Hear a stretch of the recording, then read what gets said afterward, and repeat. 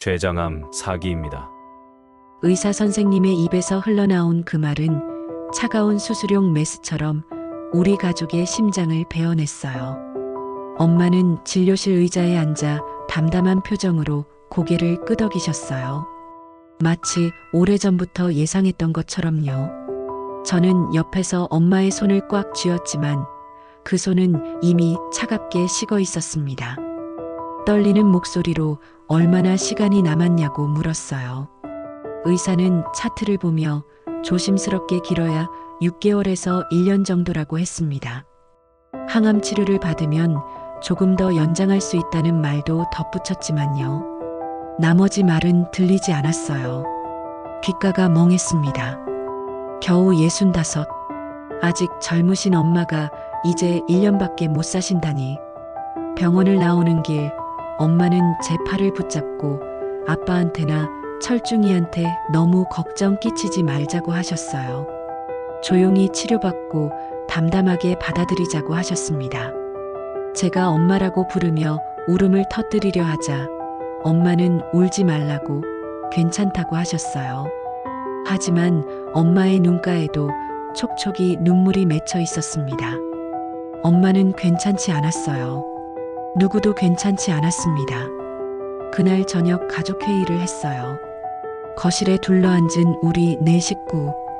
아빠는 소파에 주저앉아 한숨만 내쉬었고요. 동생 철중이도 물론 슬퍼했어요. 하지만 저는 그 슬픔이 너무 부족하게 느껴졌습니다. 짧게 자리를 지키던 철중이는 이내 자리에서 일어났어요. 제가 어디 가냐고 물으니 철중이는 집에 간다고 했어요.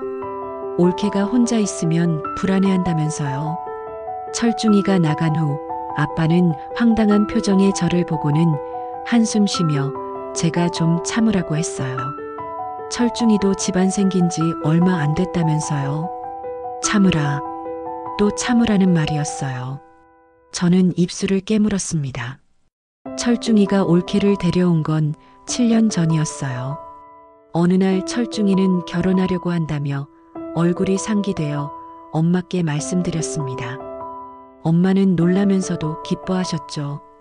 어떤 애냐고, 직업은 뭐냐고, 집안은 어떠냐고 물으셨어요. 철중이는 그런 거 중요하지 않다고, 사람이 착하고 예쁘면 됐다고 했습니다. 다음 주에 데려오겠다고 했어요. 올케를 처음 본 날을 지금도 선명히 기억해요. 키가 크고 날씬한 여자였습니다.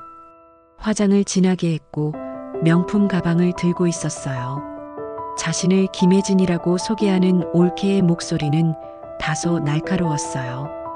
엄마는 그녀의 손을 잡으며 환하게 웃으셨습니다. 우리 아들이 눈이 높더니 정말 예쁜 애를 데려왔다며 편하게 하라고 하셨어요. 그날 저녁 식사 자리에서 올케는 반찬 투정을 했어요. 이런 거 못 먹는다고, 비린내 난다고 했습니다. 엄마가 정성껏 준비한 생선조림이었는데 말이에요. 엄마는 당황하시며 급히 다른 반찬을 내오셨습니다. 미안하다고, 철중이가 좋아하는 음식만 생각했다며 뭐 먹고 싶은 게 있냐고 물으셨어요. 올케는 자기는 원래 외식을 주로 한다고, 집밥은 잘 안 먹는다고 했어요. 저는 그 말에 어이가 없었지만 철중이와 엄마는 아무렇지 않다는 듯 웃고 있었습니다. 식사 후 올케가 화장실에 간 사이 철중이가 조용히 말했어요. 올케 집안이 좀 복잡하다고요. 엄마가 복잡하다는 게 무슨 뜻이냐고 물으시자 철중이는 부모님이 이혼하셨다고 했어요. 올케가 초등학교 때였대요. 그 후로 엄마는 재혼해서 외국 나가시고 아버지는 술만 드시다가 작년에 돌아가셨다고 했습니다. 엄마의 표정이 굳어졌어요. 그럼 올케는 어떻게 됐냐고 물으셨죠. 철중이는 거의 혼자 자란 거나 마찬가지라고 했어요.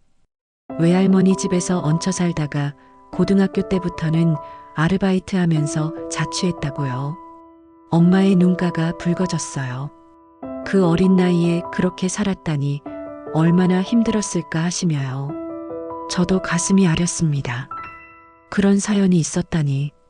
철중이는 그래서 올케가 가족에 대한 그리움이 많다고 우리 가족이 따뜻하게 대해주면 좋겠다고 했어요. 엄마는 그럼 당연하다고 우리 며느리 이제 우리 가족이니까 잘해줘야 한다고 하셨습니다. 그때부터였어요. 엄마가 올케를 유난히 챙기기 시작한 건 불쌍하고 안쓰러워서요. 제대로 된 가족의 사랑을 받아본 적 없는 아이에게 진짜 가족이 되어주고 싶으셨던 거예요. 저도 처음엔 올케를 이해하려고 노력했어요. 가족의 따뜻함을 몰랐으니 서툴 수도 있다고, 시간이 지나면 달라질 거라고 생각했습니다. 하지만 저는 몰랐어요. 올케에게 가족이란 이용하는 대상일 뿐이라는 걸. 자신을 버린 부모에 대한 분노와 결핍이 얼마나 깊은 상처로 남았는지.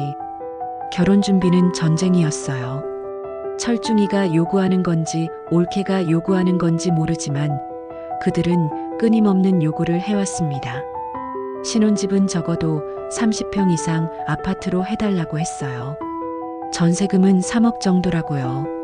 남들이 사는 만큼 자기들도 갖추고 살고 싶다고, 남부럽지 않게 살고 싶다고 했습니다. 아들 하나인데 그 정도는 괜찮지 않냐고요. 한심하게 떠들고 있는 철중이 옆에 올케의 얼굴에는 묘한 감정이 서려 있었어요. 엄마는 그 모든 조건을 들어주셨습니다. 평생 모아둔 적금을 깨고 아빠 퇴직금을 보태고 심지어 엄마 명의로 되어 있던 작은 땅까지 팔았어요.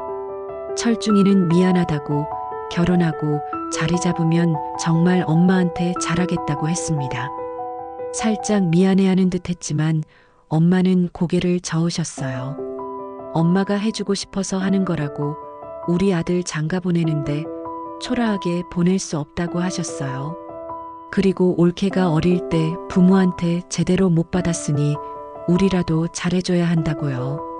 결혼식 날 올케는 정말 아름다웠어요. 웨딩드레스를 입고 활짝 웃는 모습은 정말 공주 같았습니다. 하지만 신부 측 하객은 고작 5명이었어요. 친구 2명과 먼 친척 몇 명. 올케의 얼굴에 스치는 쓸쓸함을 저는 보았습니다. 식이 끝난 후 올케가 화장실에서 울고 있는 걸 발견했어요. 제가 괜찮냐고 물으니 올케는 다른 신부들은 부모님이랑 사진 찍고 그러던데 자기는 그럴 수가 없다고 했어요. 목이 메는 목소리였습니다. 저는 그녀의 어깨를 토닥이며 이제 우리 가족이라고, 우리 엄마 아빠가 너의 부모님이라고 했어요. 올케는 고개를 끄덕였지만 그 눈빛 속에는 뭔가 차갑고 단단한 것이 자리 잡고 있었어요. 그 눈빛 속에 지금까지 받지 못했던 가족의 사랑과 헌신을 이제는 다 받고야 말겠다는 다짐이 있었다는 걸 그때는 몰랐습니다. 신혼집은 엄마가 3억 2천만 원을 주고 마련해 주신 32평의 아파트였어요. 결혼 3개월 후 올케가 임신을 했습니다. 철중이는 좋아서 어쩔 줄 몰랐고 엄마는 더욱 기뻐하셨어요. 올케는 전화로 입덧이 너무 심해서 혼자 있으면 힘들 것 같다고 했어요. 그 전화를 받고 엄마는 매일 그 집에 가셨습니다. 아침마다 식사를 차려주고 청소하고 빨래하고, 엄마는 본인 집보다 아들 집에 더 자주 계셨어요. 제가 엄마더러 좀 쉬시라고, 매일 가시면 몸이 안 좋으실 텐데 하고 말씀드렸어요. 하지만 엄마는 괜찮다고 하셨어요. 올케 혼자 두면 불안하다고, 그 애가 어릴 때 엄마한테 제대로 못 받았는데 임신했을 때만큼은 엄마가 해줘야 한다고요. 임신 6개월쯤 저는 동생 집에 놀러 갔다가 충격적인 광경을 목격했어요. 올케는 소파에 누워 TV를 보고 있었고 엄마는 걸레질을 하고 계셨습니다. 올케는 화장실도 청소 안 했다며 변기에 뭐 묻어 있던데 왜 안 했냐고 물었어요. 엄마는 미안하다며 깜빡했다고, 지금 하겠다고 하셨습니다. 그리고 저녁은 뭐 해줄 거냐고, 오늘 갈비찜 먹고 싶다고 했어요. 저는 참다 못해 끼어들었습니다. 엄마가 가정부냐고, 임신했다고 이렇게까지 부려먹어도 되냐고요. 올케는 눈을 크게 뜨며 왜 그러냐고 했어요. 시어머니가 며느리 챙겨주는 거 당연한 거 아니냐고요. 제가 이게 당연한 거냐고 되물었어요. 엄마도 예순이 넘으신 분인데 매일 이렇게 하시는 게 당연하냐고요. 그러자 올케는 자기는 생일에 미역국조차 얻어먹어보지 못하고 자랐다고 했어요. 다 누리고 산 저는 자기가 임신 기간에 엄마 조금 빌리는 게 그렇게 화가 나냐며 되려 저를 원망하더군요. 자기는 아플 때도 작은 온기조차 없는 방 안에서 혼자 알아야 했다고, 학부모 상담도 학교 운동에도 모든 행사에 늘 혼자였다고 했어요. 이제 자기한텐 어머니가 계시니 못 받고 산 거 한번 받아보고 싶은 마음이 뭐가 잘못이냐고요. 저는 할 말을 잃었어요. 올케의 눈에는 눈물이 고여 있었지만 동시에 강한 집착이 무섭게 느껴졌습니다. 그때 철중이가 퇴근해서 들어왔어요. 철중이는 제 팔을 잡아 끌며 밖으로 나갔습니다. 철중이는 왜 그러냐고, 올케가 얼마나 힘들게 살았는데 임신해서 예민한 거 좀 이해해달라고 했어요. 저는 철중이한테 눈이 없냐고, 엄마가 얼마나 힘들어 하시는지 모르겠냐고 소리쳤습니다. 하지만 철중이는 엄마가 좋아서 하시는 건데 제가 왜 참견이냐고 했어요. 그리고 엄마도 손주 볼 기대감에 지금 너무 좋으시다고요. 저는 할 말을 잃었어요. 제가 알던 동생이 아니었습니다. 조카 지훈이가 태어났어요. 3.8kg의 건강한 아들이었습니다. 올케는 산후조리원 비용이 너무 비싸다고 했어요. 300만 원이나 한다고요. 그런데 자기 친정에서는 아무도 도와줄 사람이 없다며 처연한 목소리로 말했습니다. 엄마는 망설임 없이 돈을 내셨어요. 괜찮다고, 우리 며느리 몸조리 잘해야 한다고, 내 친정에서 못 해주는 거 우리가 다 해주겠다고 하셨습니다. 산후조리원에서 나온 후 엄마는 아예 동생네 집에서 살다시피 하셨어요. 전화로 엄마는 저한테 미안하다고 하셨어요. 같이 가기로 했던 여행을 못 갈 것 같다고요. 지훈이 돌보는 게 생각보다 힘들다고 하셨습니다. 전화로 들리는 엄마 목소리는 지쳐 있었어요. 밤낮 없는 육아, 기저귀 갈기, 분유 타기, 젖병 소독, 빨래. 올케는요, 낮에는 친구들과 커피를 마시고 네일샵에 가고 저녁이면 육아 우울증을 호소했어요. 올케는 너무 힘들다고, 애 울음소리 때문에 못 자겠다고, 친정엄마가 옆에 있었으면 이렇게까지 힘들지 않았을 텐데 하며 울먹였습니다. 울먹이는 올케를 보며 엄마는 더욱 안쓰러워하셨어요. 괜찮다고, 엄마가 있다고, 내 친정엄마 못지않게 해주겠다고 하셨습니다. 하지만 올케가 원한 건 친정엄마의 사랑이 아니었어요. 그녀가 원한 건 보상이었습니다. 자신이 받지 못한 모든 것에 대한 보상이었어요. 어느 날 새벽 2시에 엄마한테서 전화가 왔어요. 지훈이가 열이 나는 것 같은데 지금 문년 병원이 있을까 하고 물으셨어요. 제가 왜 올케를 안 깨우냐고 물으니 어제 피곤하다고 해서 그랬다고, 그리고 자기가 하면 된다고 하셨어요. 자기가 지훈이 할머니라면서요. 저는 당장 택시를 타고 동생네 집으로 달려갔어요. 엄마는 지훈이를 안고 안절부절 못하고 계셨고 올케는 방문을 잠근 채 골아떨어져 있었습니다. 응급실에서 돌아왔을 때는 아침 7시였어요. 다행히 지훈이는 단순 감기였습니다. 올케는 그때서야 일어나서 부스스한 얼굴로 나왔어요. 지훈이 괜찮냐고 물었습니다. 저는 괜찮다고 대답했어요. 그런데 아이 엄마가 아이가 열이 나는데도 그렇게 잠이 오냐고 물었습니다. 올케는 자기도 사람이라고 밤에 좀 자야 한다고 했어요. 어머니가 계시니까 맡긴 거라고요. 자기 친엄마는 자기를 버렸지만 어머니는 다르지 않냐고 했습니다. 그 말에 저는 숨이 막혔어요. 올케는 엄마를 진짜 가족이 아닌 자신에게 빚진 사람으로 보고 있었습니다. 엄마는 제 손을 서둘러 잡아 끌며 폭발할 것 같은 저를 말렸어요. 지훈이가 돌이 지났을 무렵 올케는 새로운 사업을 시작하겠다고 했어요. 친구가 속옷 사업을 하는데 대박이라고 자기도 해보겠다고 했습니다. 자기가 돈을 벌어야 지훈이한테 더 좋은 걸 해줄 수 있다고요. 엄마가 자본금은 어떻게 하냐고 물으시자 1천만 원만 있으면 시작할 수 있다고 했어요. 한 번만 믿어달라고 꼭 성공해서 어머니한테 갚겠다고 했습니다.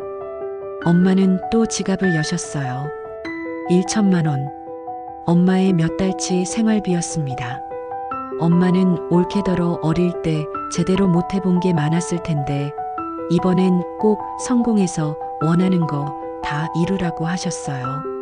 한 달 후 동생네 집은 속옷 재고로 가득 찼어요. 거실에, 방에, 심지어 화장실까지요. 올케는 팔리긴 하는데 생각보다 더디다고 그래도 곧 대박 날 거라고 했습니다.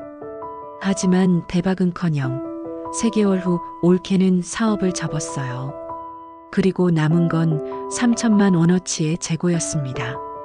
하지만 올케는 사업하다 보면 그럴 수도 있다며 또다시 다른 취미 생활하느라 바쁜 일상을 보냈어요. 엄마는 집에 쌓여있는 재고만큼 한숨을 쉬시다 뱉을 한숨조차 없어진 어느 날부터 새벽 4시에 일어나 시장에 나가시기로 하셨습니다. 65의 나이에요. 추운 겨울에도 더운 여름에도요. 제가 그만하시라고 올케가 손해본 건데 왜 엄마가 그러시냐고 말씀드렸어요. 하지만 엄마는 아침 운동 겸 해서 나가는 거라고 엄마는 괜찮다고 하셨습니다. 한 달에 50만 원, 100만 원씩 팔아서 올케에게 줬어요. 올케는 그 돈을 받으며 고마운 줄도 몰랐습니다. 오히려 이거 가지고는 턱도 없다고 자기가 손해본 게 얼마인데 너무 싸게만 파시는 거 아니냐고 했나 봐요. 저는 엄마와 통화하며 듣는 엄마의 푸념 섞인 이야기를 듣는 게 고통스러웠습니다. 그 후로도 엄마의 헌신은 계속됐어요. 철중히 회사에 문제가 생겨 3개월간 급여가 밀렸을 때 엄마는 매달 200만 원씩 생활비를 보태주셨습니다. 올케는 자기 친정에서라도 도와줄 수 있으면 좋을 텐데 어머니만 힘드시다며 눈물을 흘렸어요. 하지만 그 눈물 뒤에는 계산이 있었습니다. 올케가 교통사고를 냈을 때는 보험료 인상이 부담된다고 징징댄 날부터 자동차 보험료까지 엄마가 내주시기 시작하셨어요. 지훈이 영어 유치원 비용이 부담된다고 하자 엄마가 매달 80만 원을 지원해 주셨습니다. 올케는 자기가 부모한테 제대로 교육받았으면 지금 더 나은 직장 다녔을 거라고 지훈이만큼은 그러지 않게 해주고 싶다고 했어요. 올케가 친구들과 해외여행을 가고 싶다고 하자 엄마가 300만 원을 쥐어주셨습니다. 올케는 자기도 20살 때 친구들이 다 해외여행 가는데 돈 없어서 못 갔다고 그때 얼마나 자존심 상했는지 모른다고 이제라도 가고 싶다고 투정을 부려대니 어쩔 수가 없었다고 하시더라고요. 지훈이가 5살이 되던 해 올케는 이 집이 너무 좁다고 아이도 크는데 방이 하나 더 필요할 것 같은데 자기네 형편에 어렵겠다고 했습니다. 엄마는 고민 끝에 아껴두었던 집까지 팔아 또 한 번의 재산을 정리할 수밖에 없었습니다. 그 돈을 보태어 5억짜리 45평 아파트를 얻어줄 수 있게 되었습니다. 그렇게 엄마는 손에 남는 것 없이 모든 걸 다 내주셨어요. 새 아파트로 이사한 후 올케는 또 다른 것을 원했어요. 지훈이가 강아지를 키우고 싶다고 자기도 어릴 때 강아지 키워보는 게 꿈이었는데 형편이 안 돼서 못 키웠다고 지훈이만큼은 키워주고 싶다고 했습니다. 엄마가 강아지는 키우기 힘들지 않냐고 물으시자 올케는 어머니가 도와주시면 된다고 했어요. 어머니는 뭐든 잘 키우시지 않냐면서요. 그렇게 들어온 말티즈 복실이 작고 귀여운 강아지였어요. 하지만 올케가 산책을 시킨 건 딱 일주일이었습니다. 그 다음부터는 엄마의 몫이 됐어요. 매일 아침 저녁 엄마는 강아지를 데리고 산책을 나가셨어요. 배변 처리도 목욕도 병원도 모두 엄마의 일이었습니다. 더 기가 막힌 건 동생네 가족이 여행을 갈 때였어요. 올케는 이번 주말에 제주도 간다며 복실이 좀 봐달라고 했어요. 그리고 집에 새로 화분 선물 받은 거 있는데 그것도 챙겨달라고요. 엄마가 자기도 같이 가면 좋겠다고 하시자 올케는 어머니는 피곤하실 것 같다며 집에서 편히 쉬라고 했어요. 자기들끼리 추억도 만들겠다고 자기한텐 가족여행 추억이 하나도 없다고 했습니다. 그렇게 엄마는 동생네 집에서 강아지를 돌보며 집을 지키셨어요. 4박 5일 동안요. 저는 그 사실을 뒤늦게 알고 동생네 집으로 달려갔습니다. 왜 이러고 계시냐고, 집에 계시지 그러셨냐고 물었어요. 엄마는 복실이 혼자 두면 불안해한다며 괜찮다고 하셨어요. 여기가 더 넓고 좋다면서요. 엄마는 소파에 앉아 TV를 보고 계셨지만 그 표정은 외로워 보였습니다. 그렇게 5년이 흘렀어요. 엄마는 점점 피곤해 하셨습니다. 얼굴에서 생기가 사라지고 자주 배가 아프다고 하셨어요. 제가 병원 가보시라고 말씀드리면 엄마는 괜찮다고 하셨어요. 그냥 소화가 안 되는 것 같다고. 철중이네 지훈이 영어 유치원 발표회가 다음 주인데 그것만 보고 병원 가겠다고 하셨습니다. 하지만 증상은 계속됐어요. 계속 야위어 같고 눈도 눈에 띄게 노란색이 비쳤습니다. 결국 제가 강제로 엄마를 병원에 데려갔어요. 그리고 나온 진단은 췌장암 사기였습니다. 의사는 이미 간과 폐로 전이되었다고 수술은 불가능하고 항암 치료만 할 수 있다고 했어요. 의사는 왜 이렇게 늦게 오셨냐고 조금만 일찍 오셨어도 하며 질책했지만 엄마는 아무 말씀도 하지 않으셨습니다. 저는 나중에 알았어요. 엄마가 1년 전부터 증상을 느끼셨다는 걸. 하지만 병원에 갈 시간이 없으셨다는 걸. 매일 동생네를 돌보느라, 강아지를 산책시키느라, 시장에 나가느라요. 그리고 무엇보다 병원비가 부담되셔서요. 엄마 통장에는 300만 원밖에 남지 않았습니다. 평생 모은 돈을 다 동생에게 쏟아부으신 결과였어요. 항암 치료가 시작됐습니다. 엄마는 머리카락이 빠지고 구토를 하고 몸무게가 더 줄었어요. 보기만 해도 고통스러웠습니다. 저는 회사를 그만두고 엄마를 돌봤어요. 병원 왕복, 식사 준비, 약 챙기기. 철중이는요? 딱 한 번 병원에 왔어요. 엄마더러 괜찮으시냐고 물었습니다. 엄마는 괜찮다고 걱정 말라고 하셨어요. 철중이는 올케가 갑자기 혼자 지훈이를 키워야 되니 정신없어서 못 왔다고 했어요. 그러고는 회사 일이 많다며 가보겠다고 했습니다. 10분도 안 되어간 철중이. 올케는 아예 얼굴도 비치지 않았어요. 나중에 안사실이지만 올케는 그날 친구들과 브런치를 하고 있었대요. SNS에 사진까지 올리면서요. 3개월 후 엄마의 상태는 더 나빠졌어요. 병원에 입원하셨습니다. 그날 저녁 철중이한테서 전화가 왔어요. 지금 엄마 병실 앞인데 들어가도 되냐고요. 제가 당연하다고 빨리 오라고 했습니다. 철중이가 병실에 들어왔어요. 그리고 30분쯤 있다가 저를 복도로 불렀습니다. 철중이는 엄마 집 이야기를 꺼냈어요. 엄마가 살 날도 이제 얼마 안 남았으니 죽고 나서 상황 복잡하게 만들지 말고 그 집 명의를 자기한테 넘겨주는 게 어떻냐고 했어요. 올케가 불안해한다면서요.